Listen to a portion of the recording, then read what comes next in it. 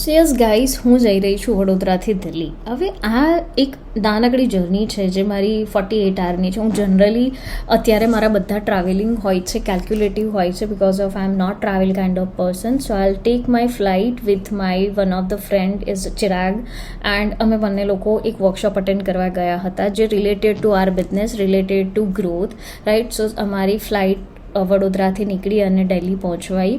Mostly અમારી ફ્લાઇટનો time ઇવનિંગનો હતો અને ફ્લાઇટની અંદર મારી પાસે બહુ સરસ મીલ આવ્યું કેમ કે 1.5 આવરની ફ્લાઇટની અંદર એ લોકો આપીને કેટલું આપે તો કોમ્પ્લિમેન્ટરી ફૂડ આપ્યું હતું. That's I test.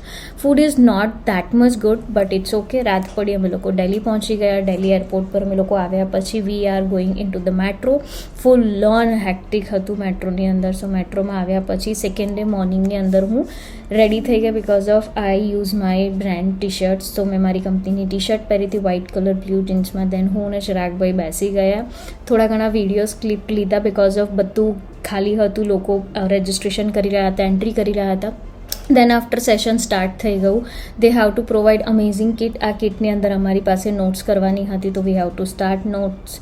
And then after આખું સેશન્સ ચાલતું હતું. અમને લોકોને થોડું વર્કબુક્સ આપ્યું, થોડું હોમવર્ક્સ આપ્યું, સચ એક્ટિવિટી આપી જેની અંદર અમે લોકો ડાન્સ કરી રહ્યા હતા. બિકોઝ ઓફ કોઈ પણ વર્કશોપ્સ અટેન્ડ કરતા હોય તો એની અંદર બધા સૂઈ ના જાય ને, તો કોચ છે, ટ્રેનર છે, સચ કાઇન્ડ ઓફ વચ્ચે નાની નાની એક્ટિવિટીઝ કરાવતા હોય છે જેના લીધે બોડી મોમેન્ટ. એના પછી તમે અહીંયા જોઈ શકો છો કેટલા બધા લોકો બેસી ગયા છે સિરિયસ બાળકોની જેમ.